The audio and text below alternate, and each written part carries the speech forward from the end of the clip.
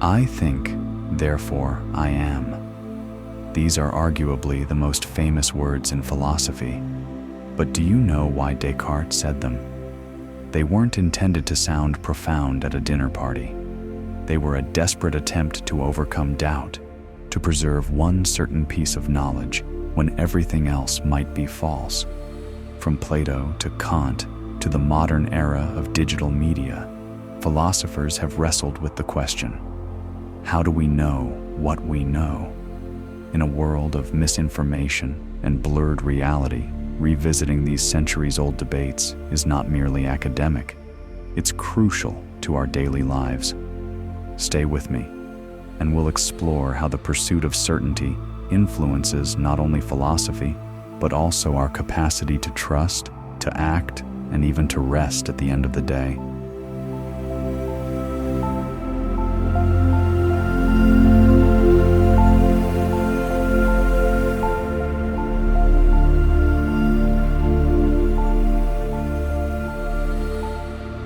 Hey everyone, thanks for tuning in. Before we begin, just a quick housekeeping note.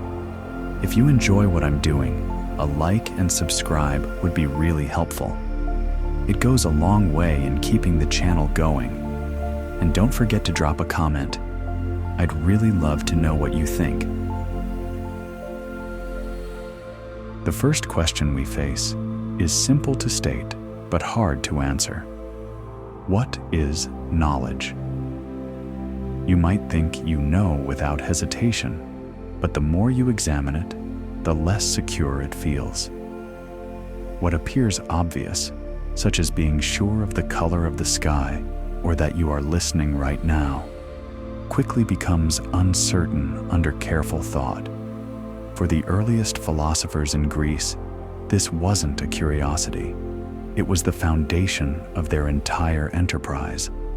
They aimed to understand not just the world around them, but what it meant to claim certainty about anything at all. In their world of debate, politics, and science, knowledge carried great importance. It was never enough to sound persuasive or to win applause. To declare something true demanded more. They recognized danger in treating belief alone as solid ground, because belief can falter, twist, or be deceived. That distinction between belief and knowledge was crucial then, and it remains so now. Consider a traveler who is lost on unfamiliar paths. They choose a track at random, and by chance, it leads them safely to their destination. Their belief about the road happened to be correct, but was it knowledge? Hardly. They were guessing, and luck carried them through. Now picture another traveler using a compass and a trustworthy map. Each step is supported by reasons, guided by tools that connect belief to evidence. This second traveler doesn't just arrive, they understand why the path was correct. This is the contrast the Greeks held on to. Belief that drifts by chance versus knowledge secured with reasons. Plato pushed the problem further. He recognized that even a true belief is too unstable to count as knowledge unless it rests on more substantial support. Plato argued in Theaetetus and the Republic that true belief must be anchored by justification to qualify as knowledge. That requirement shifted the question from merely having the right idea to understanding why it is the right idea. Without that grounding, the truth you hold can slip away as easily as it came.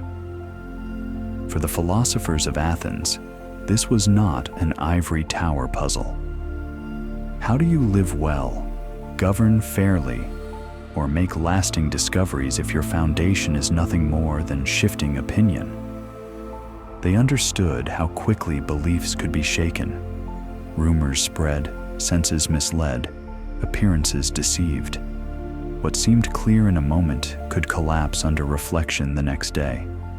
That was why they sought standards stronger than opinion, something to keep belief steady and resilient under scrutiny. Thus, the central question arose: is it enough to believe something that happens to be correct? Or does knowledge require that you also see why it is right? Everyday life may often operate on belief, but philosophy demands more. For the Greeks, knowledge had to be sturdier, capable of withstanding chance, error, and change. That pursuit became the starting point of epistemology, the theory of knowledge. This clear division between fragile belief and reliable knowledge was only the beginning. Plato would soon take it in an even more radical direction, suggesting that actual knowledge lies beyond appearances altogether. And with that, he invited us to imagine that what we see may not be the final reality at all.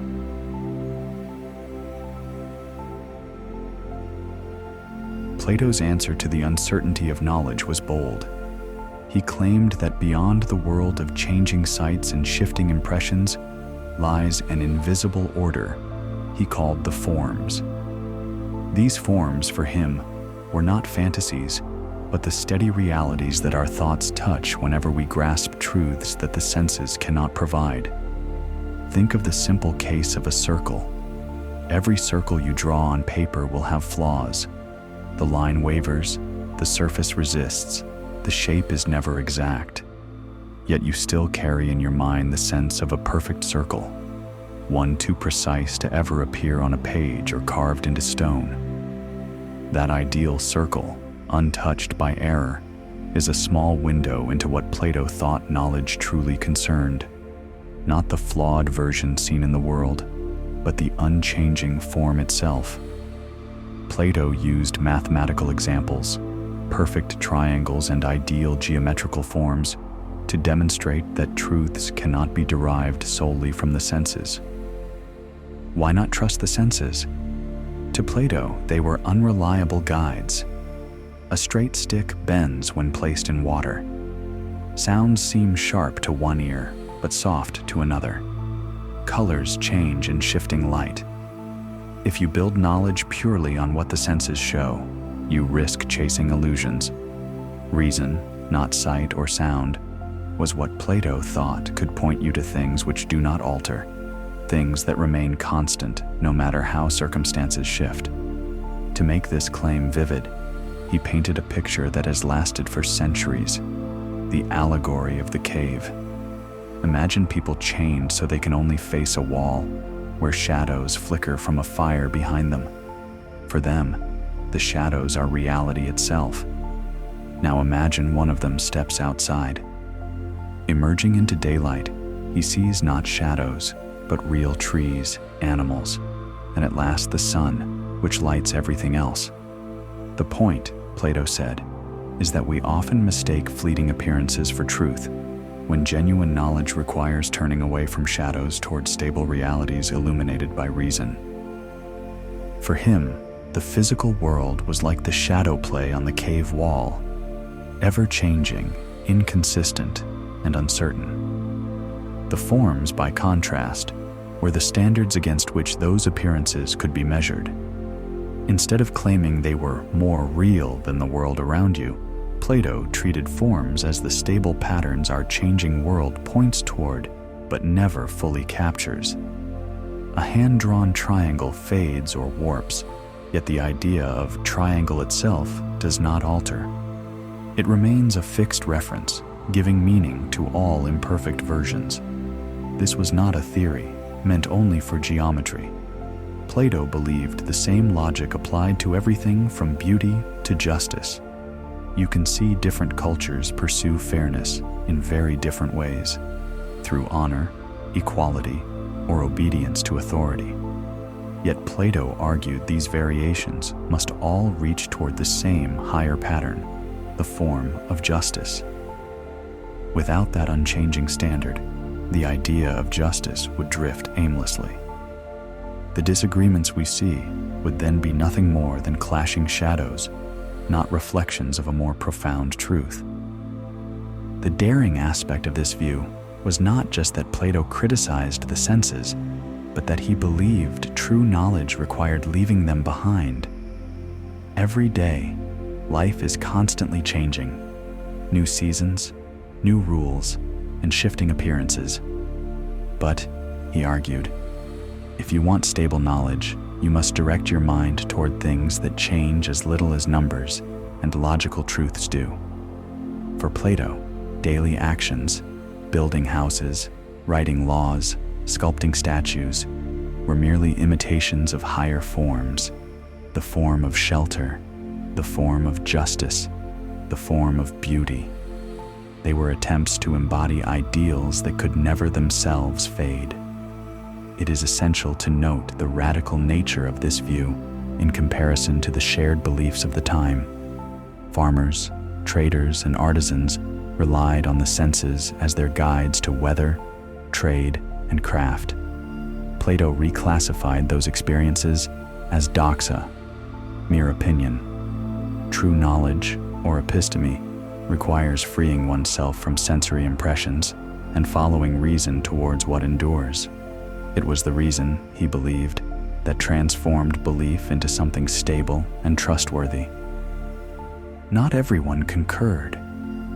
Even in his own era, speculation about invisible ideals drew criticism. How could something untouchable and outside time be more significant than the solid ground beneath your feet? Yet Plato had a simple answer. Because only what never changes can provide a stable foundation for knowledge. If you build on what fluctuates, the foundation itself erodes. That distinction between the shifting world of sense and the permanent world of forms remains striking today. Surrounded by images, appearances, and countless claims, the concern that we are trapped with shadows feels surprisingly familiar. Plato's philosophy reminds us to ask whether beneath all this flux lies something steady, something that reason can uncover, even when appearances deceive.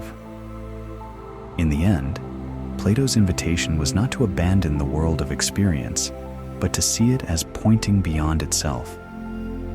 The beauty you notice in a song or sculpture may be fleeting, but for him it hints at a higher beauty that does not fade. The fairness you observe in a momentary act calls to mind a deeper justice that does not depend on changing customs. His vision encouraged people to turn inward, not to withdraw, but to seek the stable order that links appearances to truths. This way of understanding knowledge left a lasting mark, but it did not bring the discussion to a close. Later generations faced a new challenge. Could those unseen standards be reconciled with something even more compelling than reason? The demands of faith? The next age would wrestle with the difficult task of satisfying both, asking how knowledge can serve two masters simultaneously.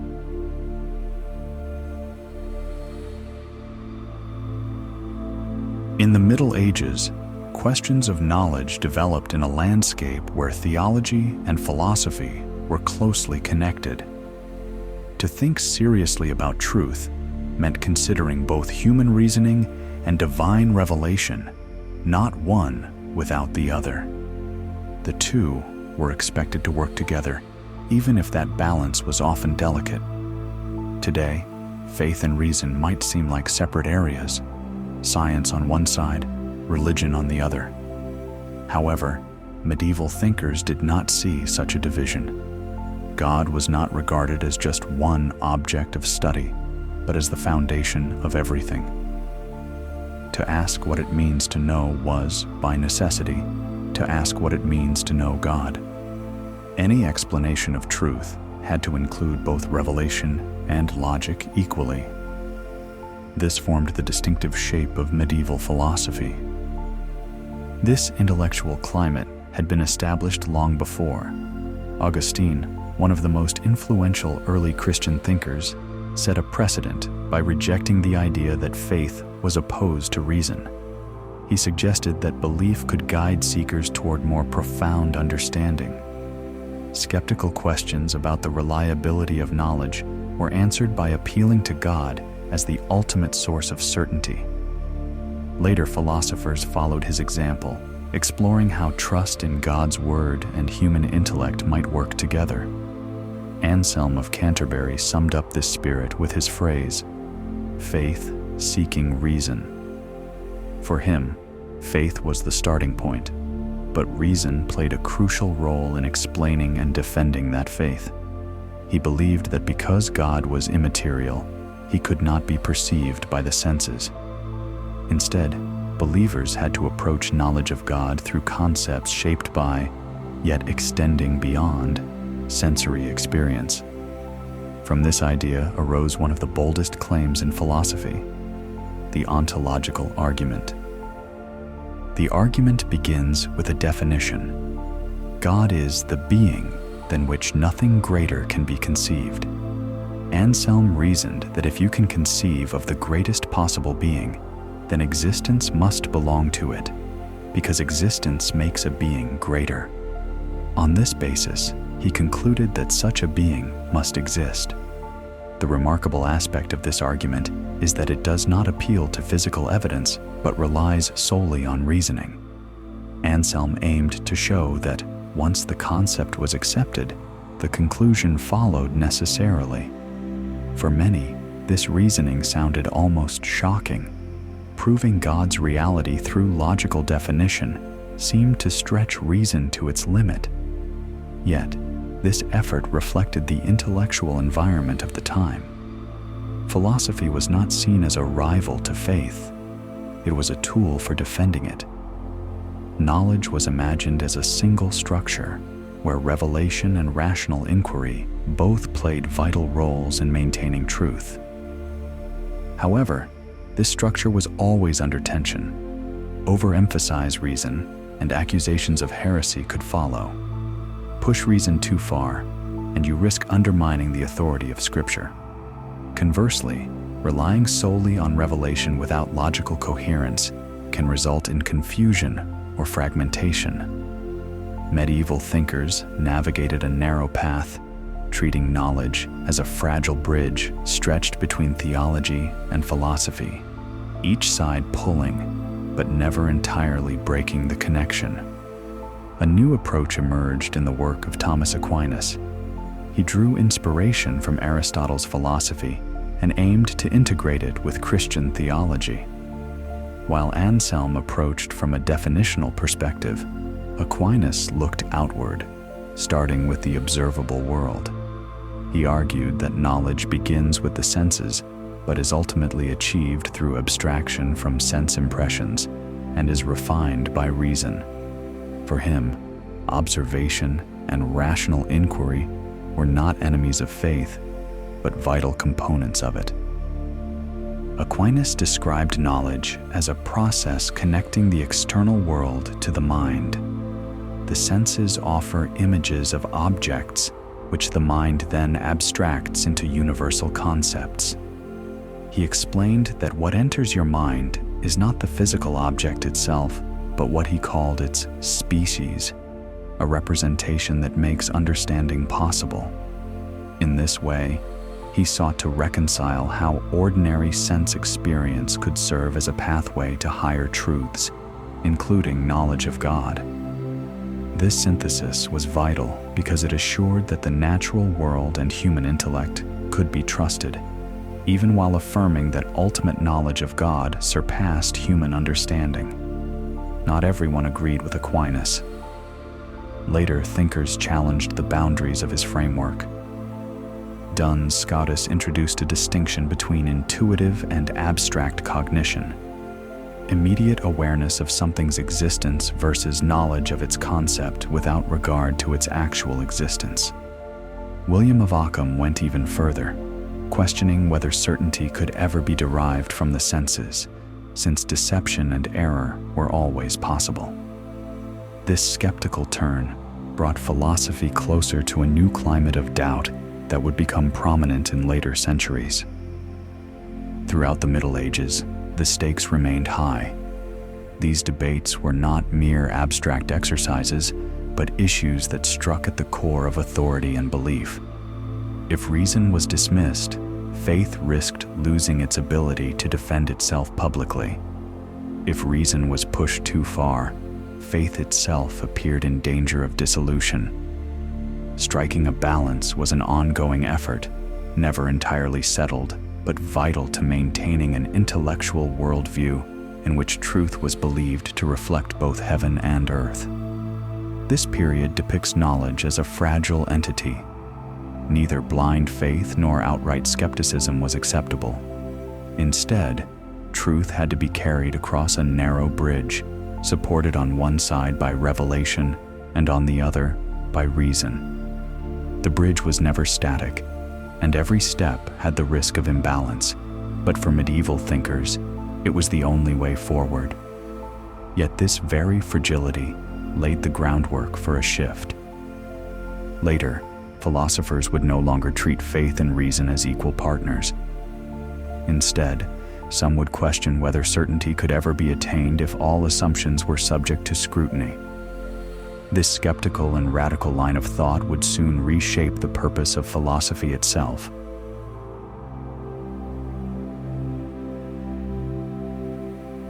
What if every belief you hold could, in principle, collapse under doubt? For René Descartes, this was not a fleeting concern, but the method he used to test the robustness of human knowledge. Living at a time when new sciences were overturning old certainties, Descartes faced a deeper issue. If even the clearest perceptions might fail, what can you trust completely? He set himself a clear goal: to find one belief so firm that nothing, not error, not deception, not confusion, could shake it. He compared this search to tearing down a house to its foundations. If a beam appears weak, it must go.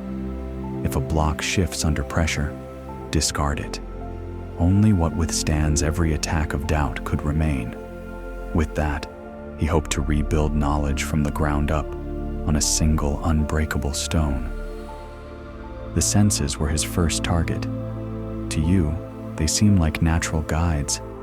You see a tree, touch the bark, hear a bird in its branches. But Descartes noticed how often they deceive us. A stick in water looks bent, though it is not. Distant objects appear smaller than they are. Echoes confuse the location of sounds. If mistakes are so easy, how could knowledge start with sense perception? For Descartes, the senses might still be helpful, but they could never serve as the foundation of certainty. Once that support was undermined, dreams introduced a harsher doubt. In dreaming, you see, speak, and act as if fully awake. The scenes feel organized and convincing. Yet, upon waking, you discover they were illusions. Descartes asked, "How do you know you are not dreaming now?" The question was not idle. If dream life and waking life can be indistinguishable in the moment, then what firm line separates truth from illusion? And he did not halt there. Even logic and mathematics, which seem certain, the rules of number, the steps of reasoning, the shape of a triangle, were placed under suspicion. Descartes imagined a powerful deceiver, an evil genius capable of misleading his mind in every thought. Perhaps every proof, calculation, and deduction could have been fabricated by this deceiver. This was not a claim that such a being exists, but a device to push doubt to its furthest limit. If even reasoning could be corrupted at its very source, then what would remain intact? Stripped of senses, dreams, and even reason, Descartes stood at the brink of skepticism itself. But his purpose was never despair. It was to find the one point where doubt cannot enter. And there, at the very limit, he made his breakthrough. Even if every object seen or every conclusion drawn were false, one fact remained untouched. Someone must be thinking and doubting. To doubt that you think is itself a thought. The very act of questioning is proof of a thinker. From this came his famous phrase, "I think, therefore I am." What made this sentence so powerful was its economy of words. Simple words, but forged after dismantling every other link in the chain. He could not prove the world existed, could not prove the senses revealed reality. could not even rule out an evil genius. Yet he could not escape the presence of the doubting subject. Cogito, ergo sum. The certainty of thought guaranteed the existence of the thinker.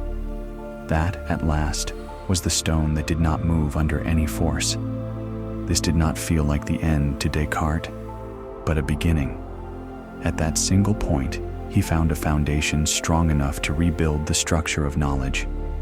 He likened it to seeing a block of bedrock among ruins, solid, immovable, and able to support new walls. Even if every other certainty fails, thought itself guarantees the existence of the one who believes. No extreme skepticism could rob him of that.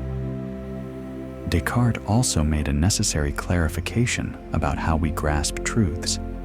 He distinguished between intuition, the clear, direct apprehension of something like a self-evident principle, and deduction, the orderly process of reasoning from those principles step by step. Together, these capacities, once secured, provided him with the tools for rebuilding his knowledge. But he worried. How could he be sure intuition and deduction were not corrupted by error or deception? His solution was to argue that clear and distinct ideas are reliable, and he tried to secure that reliability by proving God exists and is not a deceiver.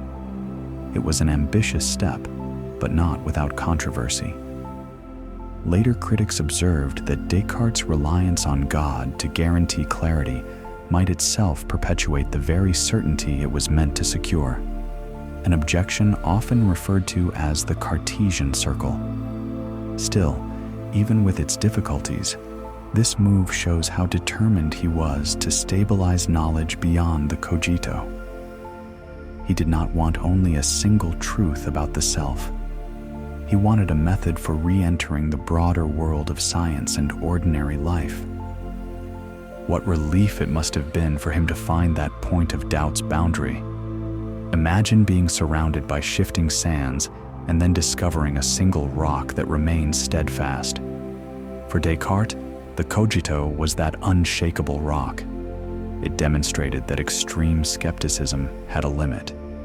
Even if everything beyond remains uncertain, the act of thought marks a frontier that cannot be crossed. For you, his discovery might seem obvious. Of course, if I am thinking, I must exist.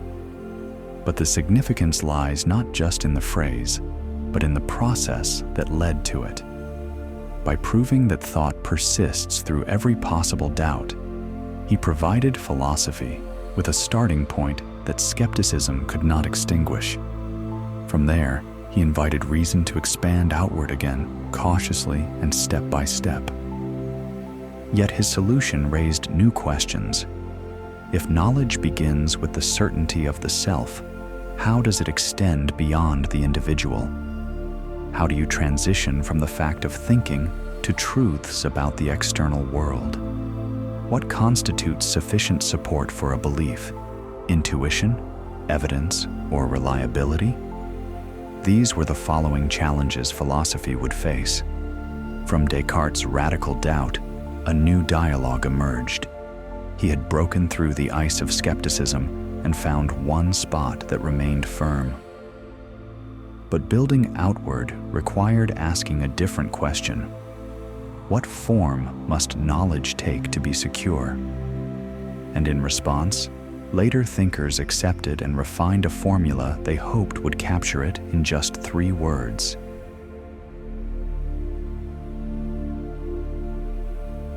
For a long time, a simple formula appeared to capture the essence of what it means to know. Philosophers expressed it in 3 words: justified, true, belief. The idea was straightforward. To know something, you must believe it. It must be true. And you must have a reason that justifies your belief. Leave out any one of these 3, and you no longer know. This was not an invention of modern philosophy.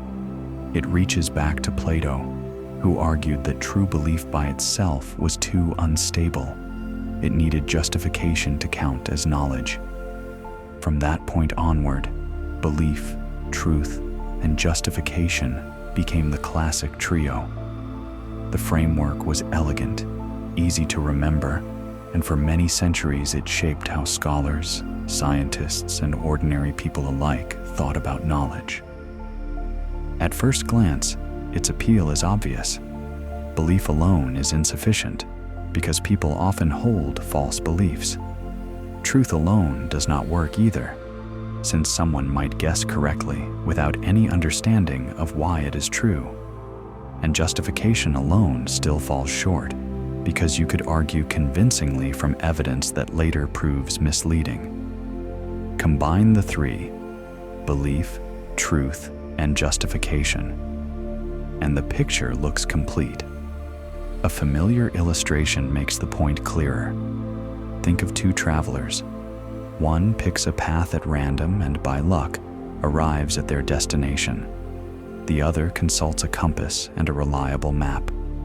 Both reach the same place, but only the second knows, because their belief is true and supported by sound reasons. This is the difference justified true belief was designed to capture. It separates mere chance from reliable understanding. When applied, the models seem to work well. In science, it offered rules to sift knowledge from speculation. In law, it provided a standard for distinguishing between convincing testimony and mere opinion. In daily life, it sets a simple checklist. Do I believe this? Is it true? And do I have justification for holding it? Each part addressed a weakness. Belief connected you personally to the claim. Truth ensured it matched reality. Justification gave the reasons that prevented blind luck from masquerading as certainty. Because of this clarity, philosophers have held onto the concept of justified true belief for centuries. It was taught, repeated, and handed down as the cornerstone of epistemology, the theory of knowledge. Even when objections occasionally surfaced, the model's neatness carried more weight than its potential shortcomings. For most purposes, it seemed adequate. Yet appearances can be deceptive. Upon closer examination of the model, difficulties become apparent. The problem lies in justification. A belief can be supported by reasons that seem solid, but hide flaws. Evidence may be incomplete, testimony may contain errors, and reasoning may rest on a hidden false step. If, by chance, the conclusion turns out to be true anyway, the formula labels it as knowledge. But is it truly knowledge? Or is it just luck in disguise? This vulnerability caused deep unease. Knowledge, by definition, was meant to exclude luck. That was the entire reason for adding justification in the first place. Yet here was the unsettling possibility. Justified true belief still allows chance to slip through. A traveler using a misprinted map might stumble onto the right road. A judge basing her verdict on faulty testimony might still reach the truth. According to the formula's criteria, such cases would count as knowledge, but intuition suggests they do not. For many generations, this weakness mainly remained hidden. The appeal of the formula outweighed the danger of its rare failures. Philosophers and students repeated it as if it settled the issue. Justified true belief provided common ground across centuries of debate, a stable foundation for further thought, even if it wobbled under pressure. It seemed the most precise way to distinguish between knowing and merely believing. But no definition, however elegant, remains untested forever. The very elegance of justified true belief invited scrutiny. Scholars began to ask themselves, could there be a case where all three conditions were met, yet knowledge still did not result?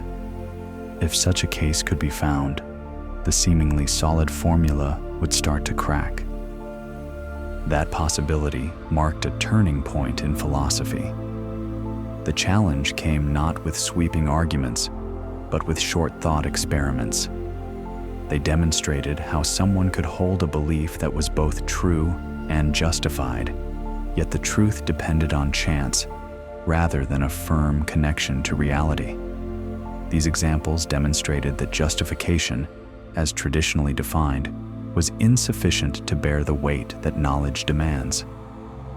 Centuries of certainty are now challenged by disruption. For many thinkers, the classic definition explained knowledge with elegant simplicity, almost like a compass guiding the way. But a compass that sometimes leads you correctly by chance would no longer inspire confidence. The cracks in the three-word formula, once revealed, could not be repaired. For you, as a listener, the question is this: if justified true belief doesn't always guarantee knowledge, what more must be present? How do you differentiate between a belief that genuinely counts as knowledge and one that merely appears to be because of coincidence? Philosophers quickly realized that this was not a minor flaw. It was an issue that undermined the very foundations of epistemology. And the disruption began with just one clever scenario, an example so simple, yet so powerful, that it shattered a definition that had lasted for centuries.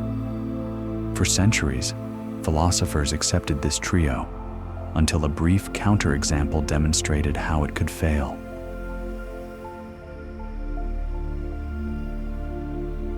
In the early 1960s, a slim paper written by a relatively little-known philosopher changed how knowledge was defined. Edmund Getier's short paper showed that the long-trusted formula of justified true belief could still lead to false conclusions about what constitutes knowledge. With just a couple of brief thought experiments, he demonstrated how belief, truth, and justification might all be present, yet knowledge remains absent. To understand why this mattered, consider Smith's first scenario. As a careful employee, he has good reason to believe that his colleague Jones will be chosen for a job. The evidence appears strong, perhaps an authority hinted at it, and Smith knows Jones drives a Ford. From this, Smith concludes, the man who will get the job has a Ford. As it happens, the statement is true, but only because Smith himself ends up with the job, and he also owns a Ford. The belief is justified and valid, but its truth resulted from coincidence, not justification. The second example is equally striking. Imagine someone driving through the countryside and spotting a structure that resembles a barn exactly. They reasonably conclude, that's a barn. The belief is true because they are, in fact, seeing the only real barn in the area. But surrounding it are dozens of fake facades, painted fronts that resemble barns but are hollow. If the driver had looked in almost any other direction, they would have formed the same belief for the same reasons and been wrong. Again, the truth arrives by luck. Getier's cases made a simple point. You can have belief, justification, and truth, yet still hesitate to call it knowledge. That hesitation revealed an element that philosophers had underestimated: epistemic luck. If the link between reasons and facts is accidental, the result is not genuine knowledge. Reasoning that points in the wrong direction, but yields the right outcome only by chance, leaves the definition incomplete. This discovery shook epistemology. For centuries, justified true belief had been treated as if nothing more needed to be added. It was a clean, elegant, and well-worn concept. Yet Gettier showed that the connection between justification and truth could break without notice. A belief could turn out to be true, but for reasons that were irrelevant, misleading, or fragile. Such success did not warrant being called knowledge. From there, the consequences spread quickly. Philosophers began to ask, what extra condition must be added to eliminate luck? Do we need to strengthen justification, or rethink what justification means? Was there a hidden fourth requirement all along? The answers soon multiplied as various thinkers proposed solutions to close the loopholes exposed by Getier's argument. Some argued that justification must be directly linked to the fact through a causal connection, meaning the belief has to be caused by the actual reality, not just misleading evidence. Others suggested that reliability is what truly matters. If a belief results from a process that consistently leads to truth, such as a well-calibrated instrument, then it qualifies as knowledge even if occasional errors occur. Still, others turned to what is now called the safety or sensitivity condition. Your reasons must not only be valid, but would also remain true in nearby possible situations. Another group looked to no false lemma rules, which require that no mistaken step enter into your reasoning. What united all these responses was an attempt to address the missing element exposed by Gettier. Knowledge cannot simply be justified and true. It must be held in a way that excludes accidental success. If luck influences whether a belief is correct, it cannot provide the security that knowledge aims to offer. What made Gettier's contribution remarkable was its scope. Although the paper was only a few pages long, it shook debates that had persisted for millennia. Students who had memorized justified true belief as the perfect solution suddenly faced a new, uncomfortable truth. That was not enough. Teachers rewrote their lectures, philosophers re-evaluated their theories, and epistemology itself reopened a question it had previously considered settled. The upheaval resonated throughout every part of the field. This reminds us that philosophy is not a static collection of ideas. Rather, it is a dynamic and evolving field. It is a continuous dialogue where even elegant, centuries-old answers can be unsettled overnight. Despite its sophistication, justified true belief buckled under the weight of two thought experiments. These small scenarios revealed that beneath the orderly surface lay an unresolved issue about how reasons connect to truth. The core insight is surprisingly simple. Knowledge must be free from luck. A belief qualifies as knowledge only if your justification is securely linked to the fact, not by coincidence. That was Gettier's discovery, and its fragility is why the problem remains relevant today. No matter how much you search for stability, the question of what prevents luck from infiltrating belief continues to trouble discussions of knowledge. What followed was not just about refining definitions, but about re-examining the structure of justification itself. Was the flaw in the trio exposed by Gettier rooted in how individual beliefs connect? Was the real weakness in the foundations, or in the shape of the network we construct when justifying what we know? That is where the conversation shifted next, to the architecture of justification itself. Does knowledge rest on solid foundations, like a house built on bedrock, or does it extend in an endless chain of reasons that never concludes?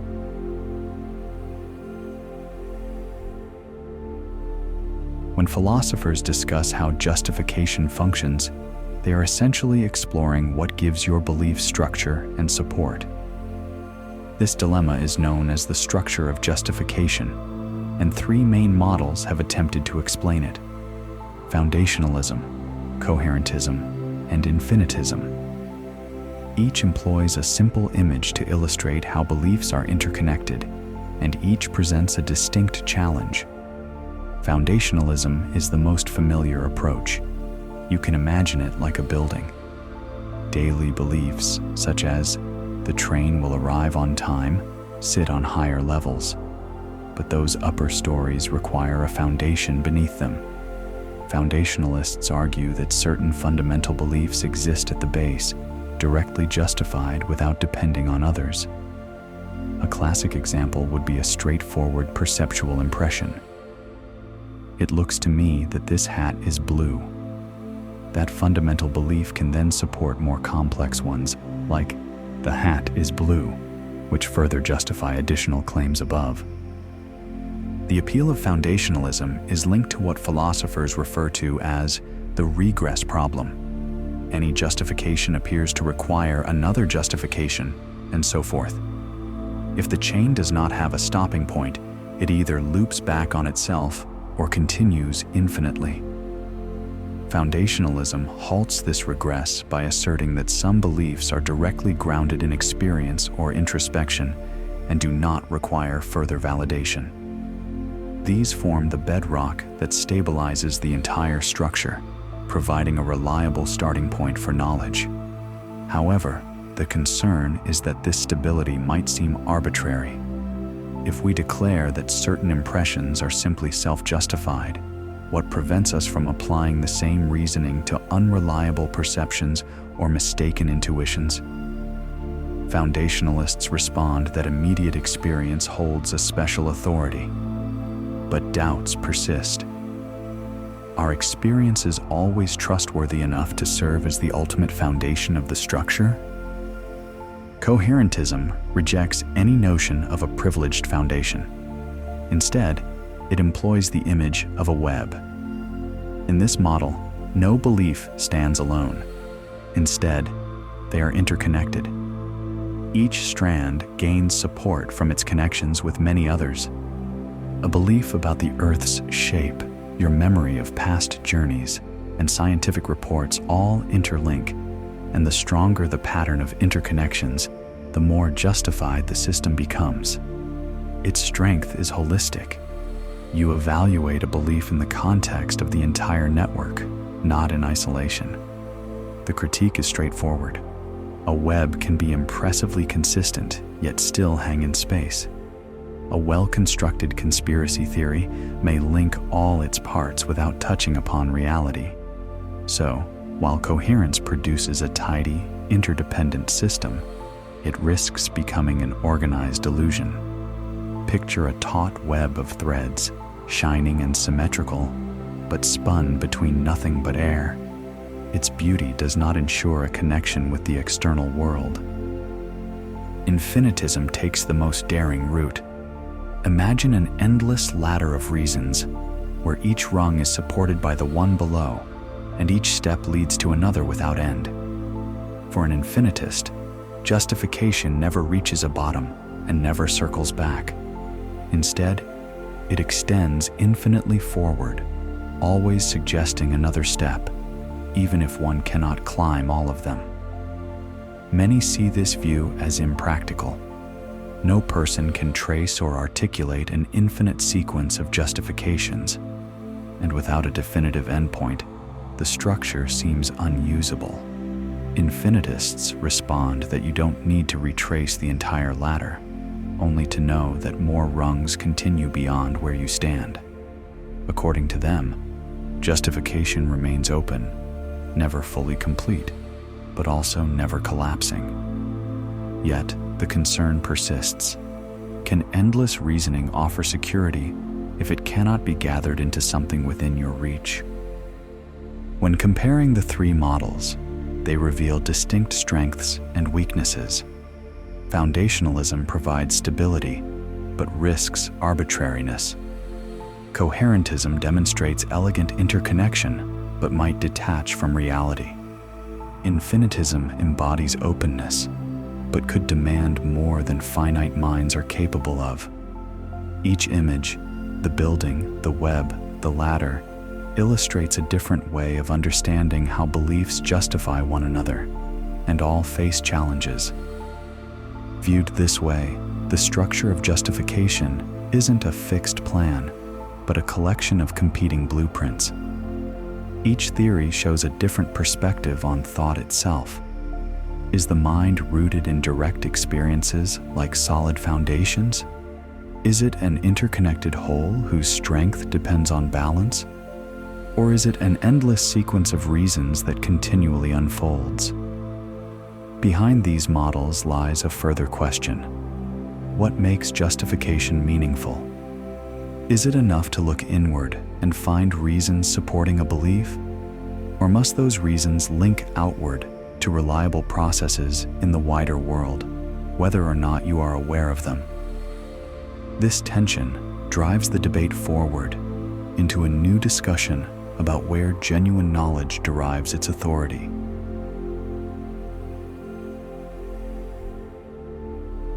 Do you need to be aware of every reason for your beliefs, or is it enough that the process behind them simply does its job? This is where the debate between internalism and externalism resides. Both attempt to explain what makes a belief justified, but they look in very different directions. One looks inward, at what your mind can access and reflect upon, while the other looks outward, to the reliability of the mechanisms that form your beliefs. Internalism emphasizes your perspective. For an internalist, a belief is justified only if you have reasons you can access, reasons you could, at least in principle, bring to awareness. Think of this as a demand for transparency. You need to be able to look inside your own thinking and say, here are the grounds that make this reasonable. Your perceptual experiences, memories, and existing beliefs, all of these stand as evidence that you can reflect upon. Evidentialism is one prominent form of internalism. The idea is simple. Justification depends on the evidence you possess. If you look through your window and see falling rain, that perception is evidence for the belief that it is raining. If you also recall hearing thunder a moment earlier, that memory strengthens the case. Each piece of accessible evidence from your perspective counts as a reason. Internalists argue that you cannot be justified if those reasons lie hidden from you. Externalism shifts the focus. Here, what matters is not your awareness of reasons, but whether your belief is formed in a way that generally leads to truth. The most influential version of this view is reliabilism. A reliabilist claims that your belief is justified if the process that produced it is reliable. Take perception. You may not be able to explain the physics of vision or how your brain interprets light, but if perception is, in fact, a process that usually delivers true beliefs, then your perceptual beliefs are justified. Think of a thermometer. An internalist would say, justification requires reasons inside your mind for trusting it. Perhaps you believe it is well made, you remember it reading accurately in the past, or you understand how it functions. An externalist, by contrast, would say you are justified in trusting it so long as it actually works reliably, whether or not you can explain how or why. For them, what matters is the instrument's objective accuracy, not your self-conscious reasoning about it. Consider a compass as an analogy. If you are an internalist, your justification for relying on it comes from reasons you can access. You might recall using it successfully before, or trust the craftsmanship of its maker. These reasons are available from your perspective. However, if you adopt the externalist stance, the key point is that the compass needle consistently points north.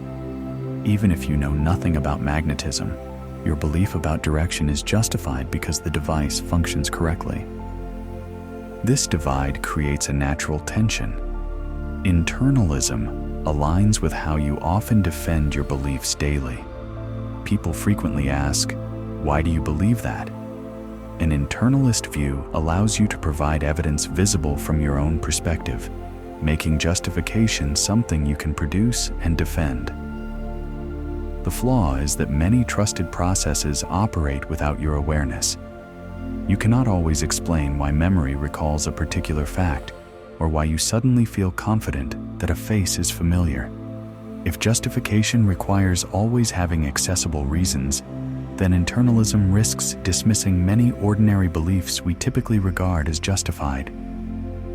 Externalism alleviates this burden. It permits trusting processes even if you cannot explain them. You accept your sight as evidence without needing to understand the biology of eyes and neurons. You rely on memory even if you cannot describe how it encodes and retrieves information. By emphasizing reliability, externalism supports a broader range of everyday beliefs. Yet the drawback is that justification becomes less transparent. From this perspective, you might be justified even while unable to produce reasons. You could depend on a faculty that simply works without knowing why it should be trusted. Critics worry this makes justification too lenient. If someone is justified merely because their mental processes usually work, living in ignorance of how or why, does that amount to genuine knowledge or just blind faith in unseen mechanisms? The debate between these perspectives explains why questions of skepticism, whether you could be a brain in a vat or merely dreaming, remain so unsettling. If justification depends solely on your internal view, illusions and dreams threaten your certainty. If it relies only on external reliability, much of your justification remains opaque. Each approach offers protection against skepticism in one way, but introduces a different vulnerability. In practice, the divide is evident in the following way. Internalism emphasizes accessible reasons, while externalism emphasizes reliable processes. One makes justification something you can always see inside your mind. The other makes it something that might be working invisibly as long as truth flows from the process. Both capture genuine aspects of how we live with belief, and both face limits where the other appears firmer. Philosophers who emphasize internalism highlight the value of being able to step back and defend a belief with evidence you are aware of. Without this, knowledge seems hollow because you cannot demonstrate what justifies you. Those leaning towards externalism argue that much of life relies on reliability outside conscious awareness. You do not need to dissect the physics of hearing to trust a melody. You do not need to analyze the science of digestion to accept that food nourishes you. Some processes simply do their job well enough to justify belief. This divide remains unresolved. Some suggest hybrid approaches, proposing that knowledge might require both elements simultaneously: accessible reasons you can articulate and underlying processes that connect you truthfully to the world. Others resist blending, holding firmly to one side. What unites both camps is the understanding that justification must respond to two pressures at once. It must be stable for you, the believer, and it must track truth beyond your immediate perception. What is striking is how these abstract models mirror everyday choices. When you argue for a belief, you reach inside your mind for reasons you can present, that is, internalist in spirit. But when you step outside to check whether a tool or process functions as intended, you are assessing external reliability. Both habits coexist in ordinary knowledge practice, and this contrast introduces the next puzzle. If justification can be viewed in terms of inside perspectives or outside reliability, then what occurs when we test it against the very sources you utilize daily? Your senses, your memory, and the trust you place in others. These are the actual anchors of belief in practice. Yet all of them reveal cracks. If justification depends on them, how confident can you be in their strength?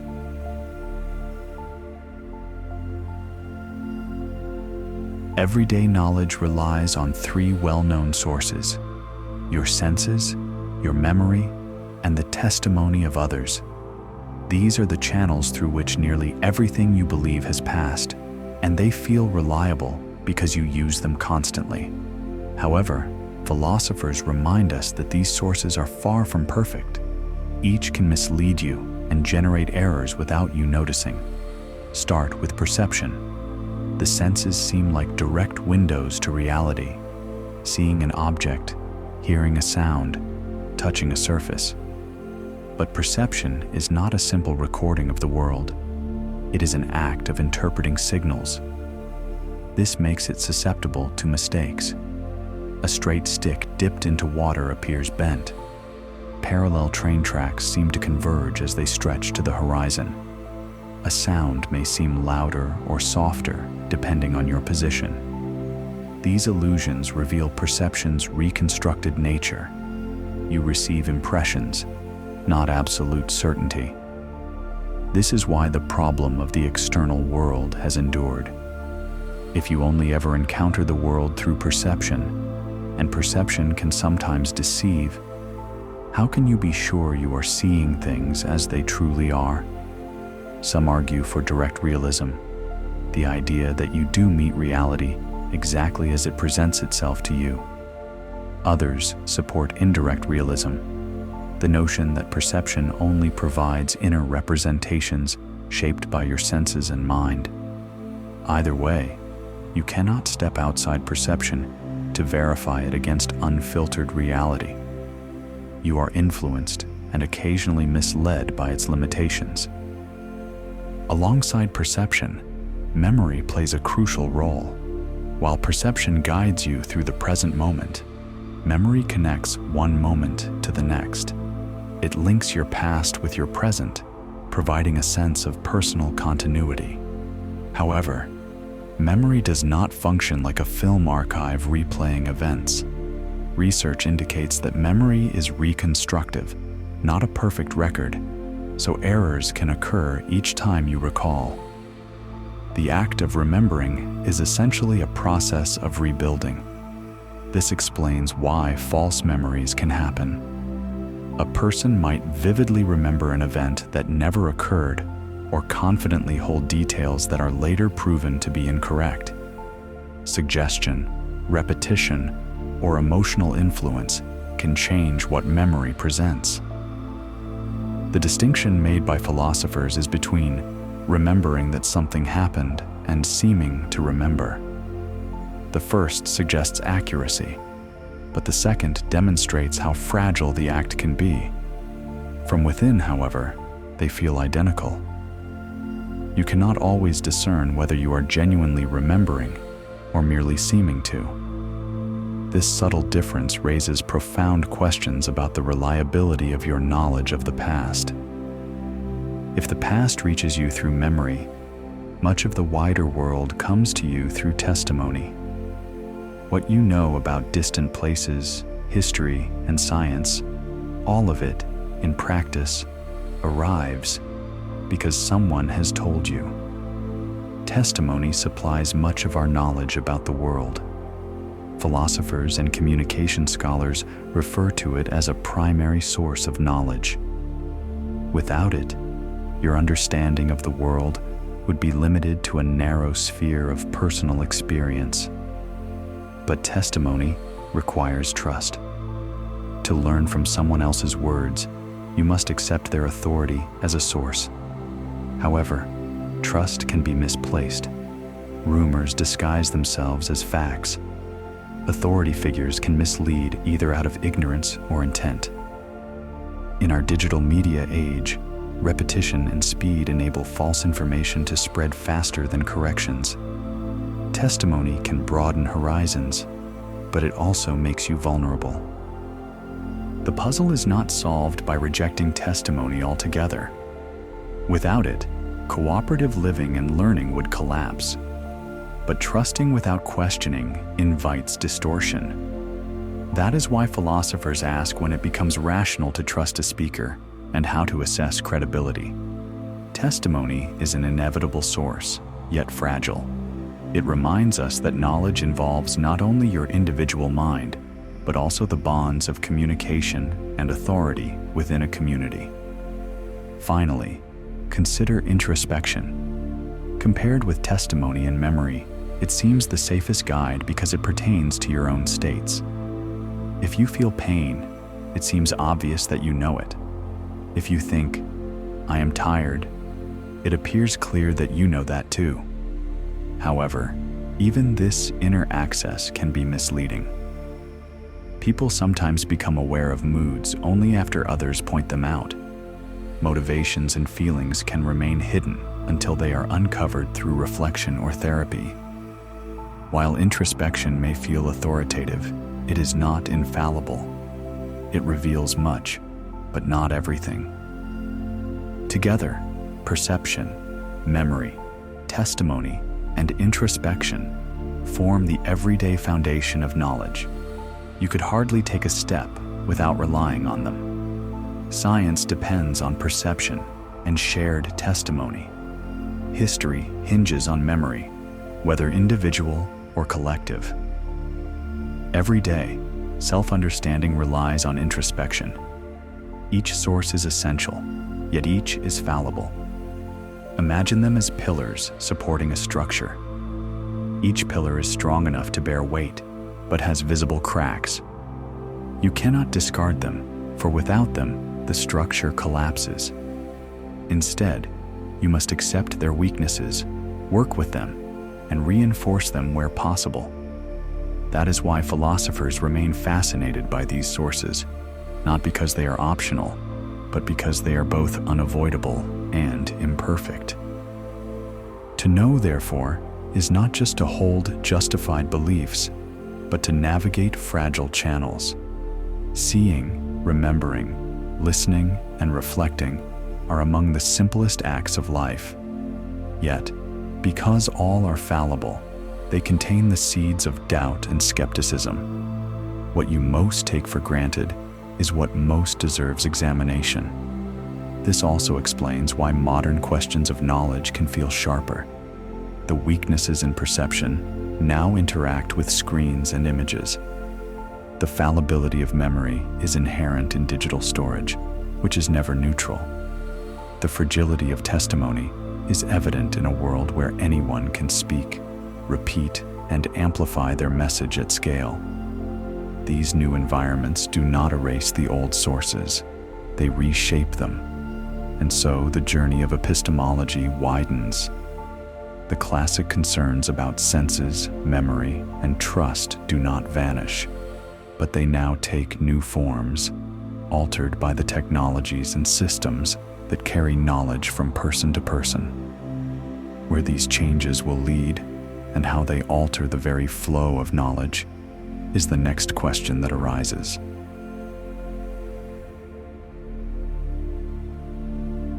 Knowledge once moved in a straight line. Today, it spirals. For centuries, information flowed through a precise sequence. Those who gathered it passed it to professionals who verified it, and only then did it reach the public. Think of this as a one-way street. Journalists acted as gatekeepers, deciding what counted as fact, applying checks, and then releasing it in finished form. Audiences had little role beyond receiving. This older structure is what scholars refer to as a linear knowledge order. The phases were orderly: collection, verification, distribution, each step tightly bound to a professional role. A newsroom received raw reports, confirmed the details, edited them, and then published the edited reports. Television news worked the same way. Authority sat with a small group of recognized professions, journalism alongside science, and their legitimacy rested on norms like objectivity. The organizational chart was hierarchical, with knowledge makers at the top and consumers at the bottom. Digital platforms have dissolved this pipeline. Information doesn't march forward in locked stages. It moves in loops. A claim appears online, spreads instantly, and is altered, challenged, or reinforced in real time. Users no longer wait for a product. They are part of its creation. They share, remix, comment, and in doing so, take on roles once reserved for editors or verifiers.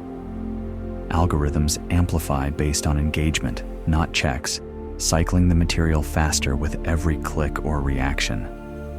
Scholars describe this as a shift from linear pipelines to platform logic, a system open to interaction where engagement matters more than editorial gatekeeping. Instead of a conveyor belt, imagine a wheel. At each point on the wheel, source, verifier, distributor, receiver. Any actor can step in. Journalists, eyewitnesses, everyday users, and even algorithmic systems all occupy the same circle. Boundaries blur, and the phases no longer follow one after the other. They overlap within the cycle itself.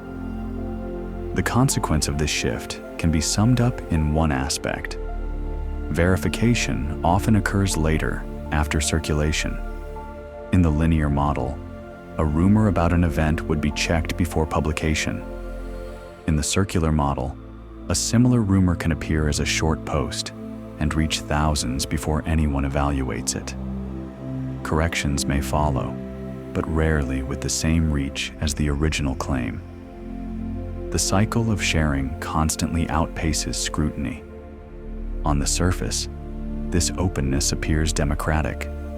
Many more voices can join the public conversation. Eyewitnesses can broadcast directly. Perspectives outside the mainstream gain visibility. Audiences are no longer passive. They construct and reshape narratives themselves. Yet, this same openness weakens stability. Knowledge is no longer seen as something checked and sealed. Instead, it develops within loops where clarity and distortion coexist. Algorithmic processes amplify their effects. Platforms use data-driven systems to monitor, select, and distribute content. However, the goal isn't accuracy, it's engagement. These algorithms are tuned to maximize attention. What attracts clicks, encourages shares, or provokes outrage. Consequently, uncertain or sensational claims often spread quickly than fact-checked reports. Scholars highlight the mixed effects, increased voices and faster circulation, but also delayed verification and amplification driven by engagement rather than truth. The contrast is striking. If a linear order is like a canal with locks guiding water one way, the circular order resembles a whirlpool, dynamic, participatory, and turbulent. The canal offers stability, but limits access to the area. The whirlpool allows anyone in, but its spinning can unsettle and disorient. This open, interactive structure also alters perceptions of authority. In the linear model, journalists were trusted as custodians of truth. In the circular model, authority fragments. Sources, lay communicators, experts, and algorithms compete on the same stage. Audiences are faced with numerous streams of information, often with little sense of hierarchy, and disputes over credibility intensify. This hybrid public sphere, where professional, amateur, and automated voices coexist without clear boundaries, fosters both variety and confusion. The overall effect is that knowledge becomes provisional, constantly cycling through claims, retractions, and revisions. You no longer wait to receive information polished into definitive form. Instead, you encounter it mid-process, still evolving and open-ended. Participation is ongoing. The same users who consume a story also shape how it continues to circulate. This is what makes platform logic so powerful and unsettling. What counts as knowledge emerges within a continuous loop rather than after a final gate. What attracts attention rises. What fails to spark interest sinks. Claims are evaluated not only for truth, but also for speed, the rate at which they circulate through the loop. With each turn, ensuring reliability becomes increasingly difficult. However, neither model is flawless. The linear approach can suppress diverse voices and enforce a narrow viewpoint. The circular model broadens access, but also amplifies fragility. Both illustrate that knowledge depends not only on content, but also on structure. How it is gathered, verified, and shared influences its trustworthiness. And it is within these newer loops that some of philosophy's oldest concerns re-emerge. when information circulates before verification, when images or recordings can be altered without notice, and when algorithms prioritize engagement over care, the perennial question arises: how do you know that what you see truly reflects reality rather than an illusion crafted for you?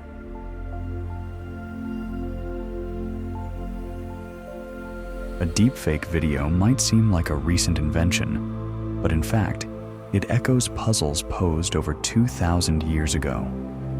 The difference is that today, the technology to deceive is quicker, sharper, and available on a large scale. Yet, the core concern remains unchanged. Can you truly trust what you see and hear, or might it all be an illusion? Philosophers from ancient times to the present have reflected on this very issue, and the digital age has brought these old worries back to the forefront of our lives. In ancient Greece, skeptics questioned whether perception truly revealed reality. They pointed to optical illusions, the bent stick in water, or how a distant object appears smaller, to illustrate that senses can deceive.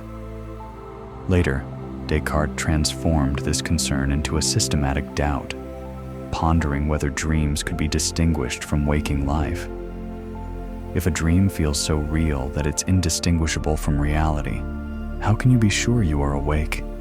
His famous dream problem mapped out a realm where certainty about the external world slips away. Now imagine that problem in digital form. A manipulated video or an AI-generated voice raises the same question in a new context. You see and hear something that aligns perfectly with your expectations and daily life. The evidence appears convincing, yet unseen forces have constructed it from fragments, reshaped until fiction seems seamless. Deepfakes embody this return of the ancient worry. Your senses faithfully deliver the signal, but the signal itself was designed to mislead. The danger is not merely personal error, but systemic, as these illusions spread rapidly before any correction can occur. This link between ancient philosophy and modern digital crises is instructive. What once were thought experiments, illusions in water, or the possibility of dreaming, have become everyday media challenges. The internet circulates illusions at a rapid pace, blurring the distinction between appearance and reality, much like rhetoric once blurred the lines between argument and persuasion.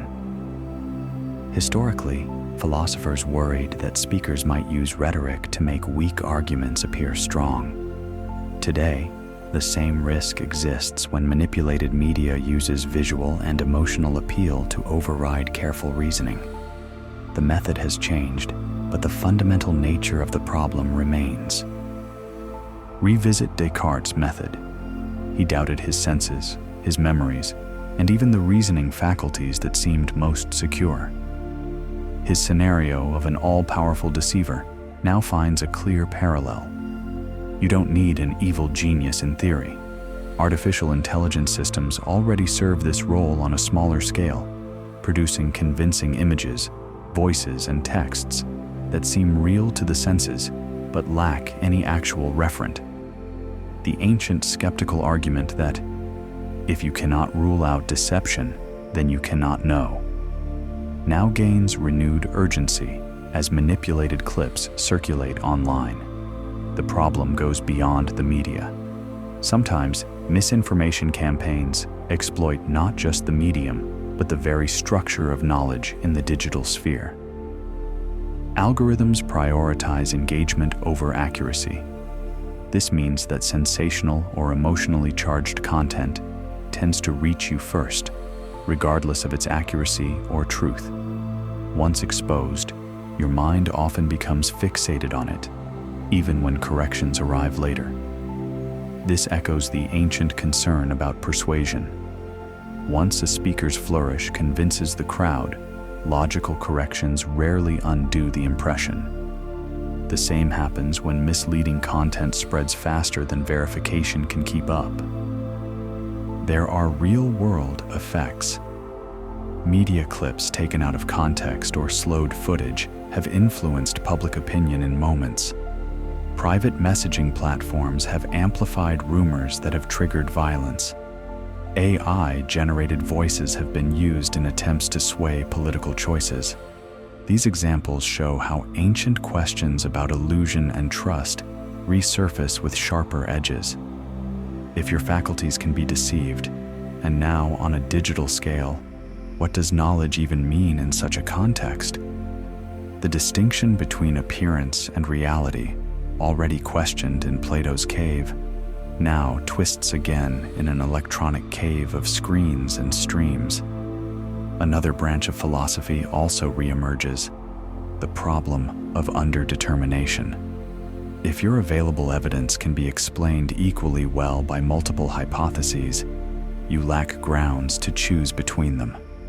In the digital world, a video of a political figure speaking could be genuine or a carefully crafted deepfake. Both fit the sensory data. Without external checks, you cannot rationally prefer one over the other. The ancient puzzle of conflicting worldviews reappears when technology makes multiple interpretations equally plausible from the same evidence. These arguments highlight the fragility of knowledge when faced with simulation. If you cannot rule out deception, certainty remains elusive.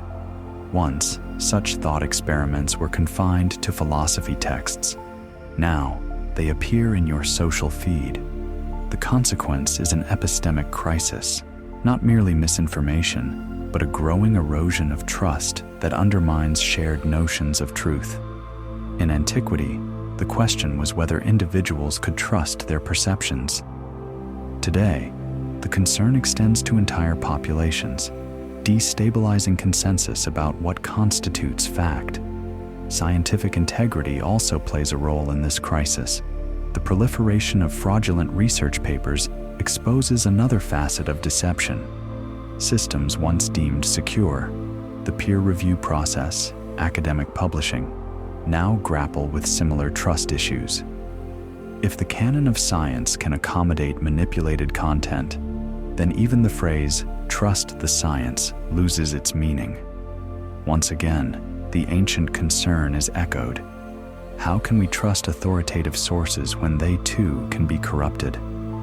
The worry about testimony, so central to earlier philosophers, is now as close as the following fact surfaced via search engines or platforms. The erosion of institutional trust amplifies the problem. When media, government, or scientific institutions lose credibility, the foundation that once stabilized knowledge shifts. This is not simply a communication issue, it is a fundamentally epistemological one. Without shared authorities of knowledge, each individual becomes their own verifier, yet verification tools are limited and often susceptible to manipulation.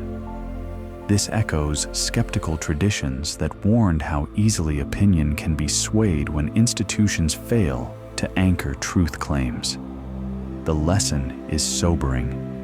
Deepfakes and fake news are not new problems, but modern manifestations of age-old issues. They embody the same delicate boundary between truth and appearance that philosophers have explored for thousands of years. Illusions, dreams, persuasion, deception, these puzzles now reappear in digital guise, woven into the very systems that deliver knowledge daily. That is why today's crisis extends beyond mere media challenges. It is a continuation of the philosophical struggle to define and safeguard knowledge itself. So what does this teach us about the future of knowledge? It demonstrates that questions once posed in caves and courts now unfold across platforms and networks. The battle has never been solely about facts, but about trust, justification, and the fragile threads linking belief to truth. And that thread guides us to the final question. How can we live with humility and clarity in an age where the very foundations of knowledge are under pressure? Knowledge has never been simple. it has always balanced on the fragile line between truth, doubt, and trust. From Plato's cave to today's digital feeds, the struggle remains the same: how to distinguish what appears real from what is truly real. In our era, this demands more than skepticism. It requires intellectual humility and curiosity. By questioning responsibly, remaining open to evidence, and carefully cultivating trust, you safeguard yourself against both deception and closed-mindedness. As one philosopher once said, the task is to understand knowledge and to demonstrate how it is possible. Its past is ours. Its future is yours.